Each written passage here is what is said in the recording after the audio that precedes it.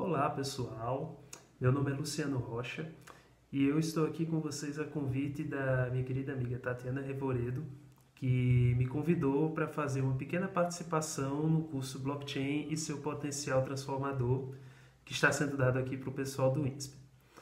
Antes de começar a minha fala, eu vou me apresentar para todos vocês. Eu sou redator, escritor e também trabalho com revisão de conteúdos. Atualmente eu trabalho para dois grandes portais relacionados a criptomoedas, que são Criptomaníacos e o portal Criptofácil. No primeiro eu sou revisor de conteúdo e produtor de tutoriais, e no segundo eu sou redator, escrevo matérias, textos de opinião e outros conteúdos.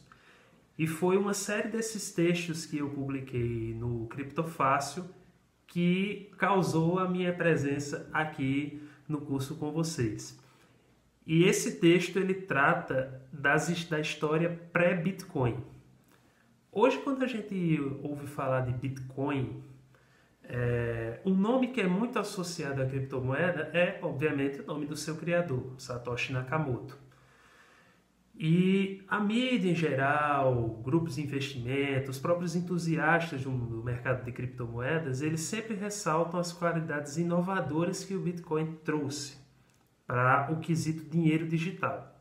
E de fato, realmente essas sejam características inovadoras, algo que o Satoshi conseguiu colocar muito bem na sua criação, elas não surgiram do nada ou apenas da mente do próprio Satoshi, seja ele uma pessoa ou um grupo de pessoas. Ele surgiu principalmente de um grande histórico de décadas, né, de desenvolvimento de criptografia, de soluções de privacidade, segurança e principalmente de outras tentativas que foram feitas antes do Satoshi em produzir dinheiro digital. O Bitcoin não foi a primeira tentativa de produção de um dinheiro digital e nesse vídeo eu vou apresentar para vocês 4 pessoas que foram, digamos assim, os maiores responsáveis pela trajetória aí que culminou em 2009 com o lançamento do Bitcoin. Esses 4 são David Chaum, Adam Back, Wei Dai e Nick Szabo, certo? E aí agora eu vou apresentar para vocês cada um deles. O David Chaum, ele é um americano que fez carreira, se formou na Universidade de Berkeley e ele, assim como os demais da lista, estiveram presentes na chamada lista de cypherpunks. Os cypherpunks era um movimento que ganhou muita força na década de 80, década de 90, que preconizava a privacidade digital, a anarquia, principalmente. Muitos cypherpunks eram anarquistas. Então, questões de privacidade, questões de segurança digital, a diminuição da influência dos governos nesse mercado, né, nesse meio, eram muito preconizadas pelos cypherpunks. E com David Chaum não foi diferente. Ele se formou na Universidade de Berkeley, ele é um cientista da computação, e ele se tornou famoso principalmente por um artigo publicado em 1991. O título do artigo é Correio Eletrônico Não Rastreável, Endereços de Retorno e Pseudônimos Digitais. Com esse artigo, ele lançou as bases do que viria a ser conhecido como comunicação criptografada, que é algo extremamente importante para o uso do Bitcoin. E em 1992, ou seja, 11 anos depois, ele escreveu um novo artigo falando sobre isso, que é um artigo chamado Assinaturas Cegas para Pagamentos Não Rastreáveis. E nesse artigo, ele trouxe 2 conceitos importantíssimos que viriam a ser utilizados por Satoshi Nakamoto na criação do Bitcoin, que são os conceitos de chave privada e chave pública. No Bitcoin, a chave pública ela é o endereço de carteira, que é o endereço que nós utilizamos como endereço de e-mail, que você envia para uma pessoa ou recebe de uma pessoa para que você possa receber e enviar bitcoins respectivamente. Então a chave pública ela é o endereço, como o próprio nome diz, público, que você pode divulgar para as pessoas. E a chave privada ela é a senha da sua carteira. Sem a chave privada, você não consegue ter acesso aos seus bitcoins, você não consegue mover seus bitcoins para outra carteira, você não consegue gastar nem enviar para nenhuma outra pessoa.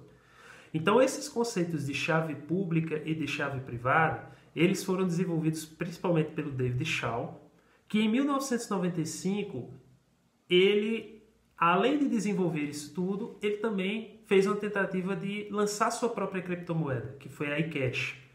E a iCash, inicialmente, ela teve um sucesso muito grande. Ela atraiu a atenção de empresas como Deutsche Bank, que é o maior banco da Alemanha, Credit Suisse, o Norske Bank, que é o maior banco da Noruega, inclusive algumas parcerias que quase foram fechadas, mas não conseguiram ser, como por exemplo a Microsoft. A Microsoft quase conseguiu fazer uma parceria com a iCash, mas essas parcerias não foram fechadas. A iCash apresentou vários problemas também, porque ela era comandada por uma empresa chamada DigiCash. Então, ela tinha um problema de centralização muito grande. E aí, infelizmente, o projeto não foi adiante, né? E a empresa acabou fechando em 1999. E foi quando o projeto iCash morreu definitivamente. Mas o David Shaw, ele deixou como herança o conceito de criptografia e de assinaturas cegas, com chave pública e chave privada. E isso foi muito importante depois para o desenvolvimento da arquitetura do Bitcoin no sentido das transações. O outro nome entre os cypherpunks, ele é o cara que mais levou esse conceito ao pé da letra, que é o Wei Dai. Isso porque os cypherpunks prezavam privacidade, anonimato, prezavam esconder sua própria identidade, obviamente, e o Wei Dai, ele levou isso ao pé da letra. Não se tem hoje nem sequer uma imagem na internet do Wei Dai. Ninguém sabe quem ele é, ninguém sabe onde ele mora, ninguém tem nenhuma informação dele. O anonimato que o Wei Dai que o Wei Dai conseguiu ter, foi proporcional ao que o próprio Satoshi Nakamoto conseguiu ter. Então já começou aí a inspiração que o Wei Dai trouxe para o próprio Satoshi, questão do anonimato. Só que o Wei Dai, o que ele não revelava da sua imagem pessoal, ele revelava de seu trabalho. Ele era um criptógrafo muito talentoso, que mantinha diversas listas de orientação de várias linguagens de programação, como linguagem Crypto++, C++, esse tipo de coisa. Então ele era um criptógrafo que tinha um trabalho muito forte na internet e era conhecido por isso entre os cypherpunks. E a principal inovação do Wei Dai foi algo chamado B-Money. E esse B-Money, ele mais do que dinheiro, ele era um protocolo que o Wei Dai criou porque identificou algumas falhas. Ele analisou sistemas bancários e ele identificou que esses sistemas bancários utilizam um livro central para acompanhar os saldos de suas contas. No entanto, esse livro central ele não tinha anonimato. Então, o governo, em última análise, os governos, eles podiam entrar ou solicitar aos próprios bancos para analisar esses livros centrais de todas as transações e, com isso, ter acesso às transações de todos os clientes. E aí o Wei Dai, ele propôs duas soluções para para evitar que o governo tivesse esse tipo de controle sobre os conteúdos dos livros bancários. A primeira solução que ele propôs foi que, ao invés de uma entidade central, um banco, uma instituição, o próprio governo, ter controle desses bancos, ele propôs uma rede descentralizada, onde todos os participantes manteriam uma cópia desse livro.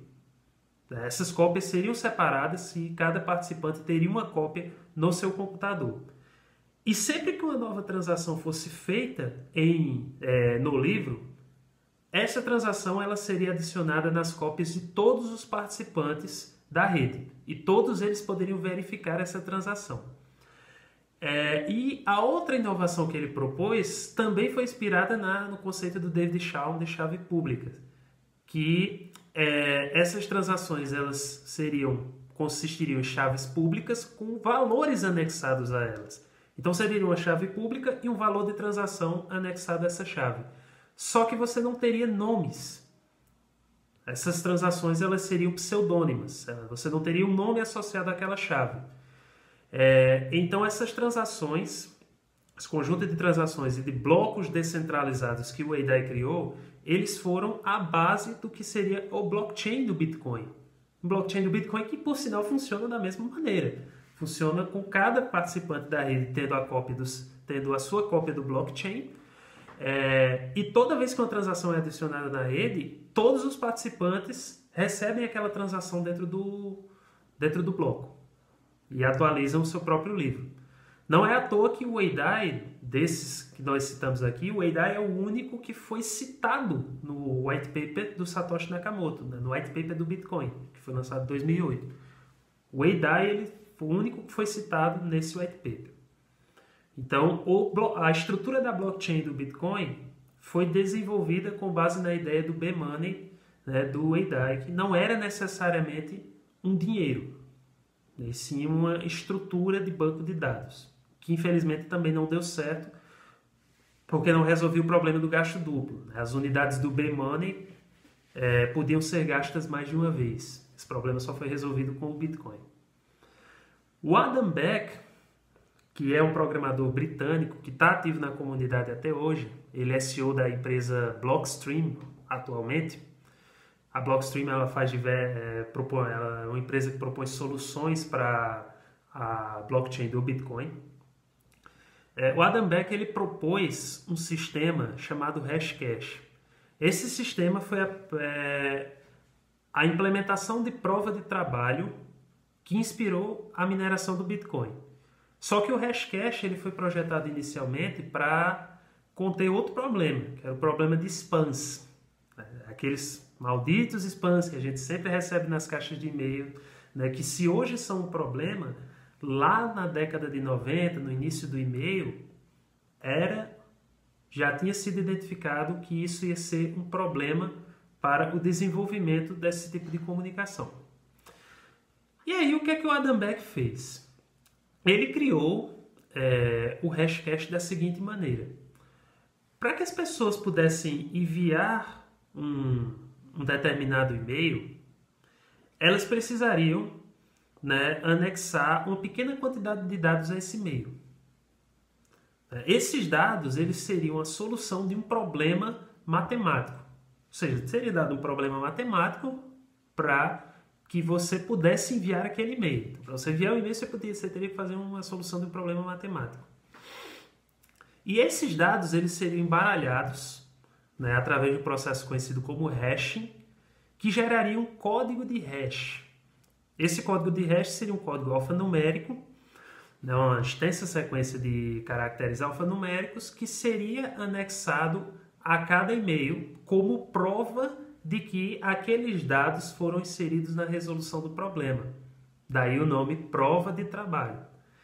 E isso aqui foi um mecanismo fantástico que foi apenas teorizado, nunca foi colocado em prática, mas que serviu como base para a mineração do Bitcoin por meio da prova de trabalho. Que esse código de hash é o código que é adicionado a cada bloco do blockchain, da blockchain do Bitcoin quando esse bloco é minerado. Então isso veio dessa ideia do Adam Back, só que ao invés de usar para e-mails, o Satoshi utilizou no Bitcoin. E por fim, nós temos o Nick Szabo. Nick Szabo ele é um criptógrafo e também é um jurista, né? Ele é formado em Direito e tem também a formação em Criptografia. E junto com o Adam Back, ele é o mais ativo hoje na comunidade de Bitcoin. E ele ficou muito conhecido na comunidade por seus trabalhos, seus artigos sobre dinheiro eletrônico, sobre moeda, né? Ele é um grande entusiasta da escola austríaca de economia, que é uma das escolas que versam bem esse estudo sobre a moeda, e também sobre contratos inteligentes. Contratos inteligentes que são algo muito utilizado em outra blockchain chamada Ethereum, mas que foram teorizados primeiramente pelo Nick Szabo ainda na década de 90. No final da década de 90, ele teorizou essa ideia de contratos inteligentes, que ele imaginava que fossem algo que trariam o que ele chamava de práticas evoluídas da lei e da prática de contrato para o comércio eletrônico. Ou seja, contratos que uniriam tecnologia e legislação para reduzir ou eliminar a intervenção humana nos contratos inteligentes, na assinatura de contratos, surgindo aí os contratos inteligentes. E aí, entre 1998 e 2005, foi o período em que o Nick Szabo trabalhou no desenvolvimento do que ele imaginava que seria o dinheiro digital do futuro, que era o BitGold, que muitos acreditam ser o mais próximo de um antecessor do Bitcoin, de um avô, de um pai do Bitcoin, digamos assim, porque as duas estruturas eram muito parecidas. Existiam muito poucas diferenças entre o BitGold e o Bitcoin, e o Nick Szabo ele interrompeu a produção do BitGold porque ele não conseguiu apoio para a ideia dele e tudo mais. E isso aconteceu pouco tempo antes do Satoshi Nakamoto lançar o Bitcoin. Então, por isso também existem teorias de que o Nick Szabo ele seria a verdadeira pessoa por trás do Satoshi Nakamoto. Ele seria o verdadeiro Satoshi Nakamoto, ou ele faria parte do grupo que fez o desenvolvimento do Bitcoin, mas essas teorias ainda não foram comprovadas. O fato é que o Nick Szabo e o BitGold foram as primeiras implementações mais próximas de se tornarem uma moeda, uma criptomoeda. Não conseguiram porque aí depois veio o Bitcoin. Mas o trabalho do Nick Szabo foi muito importante nesse sentido de contratos inteligentes, principalmente, que depois viria a ser utilizado pelo Ethereum, que foi lançado em 2014. E é isso, pessoal. Esse é um apanhado geral da história, da pré-história do Bitcoin e de alguns dos principais inspiradores que levaram Satoshi Nakamoto a unir essas ideias e desenvolver o Bitcoin de forma bem sucedida. E eu espero ter ajudado vocês a compreenderem melhor essa relação do Bitcoin e das tentativas de criptomoedas que vieram antes dele. E vou deixar algumas fontes aqui também para vocês na descrição do vídeo, que a Tatiana pode repassar para vocês. E é isso. Agradeço novamente a Tatiana pelo convite e desejo um ótimo curso a todos.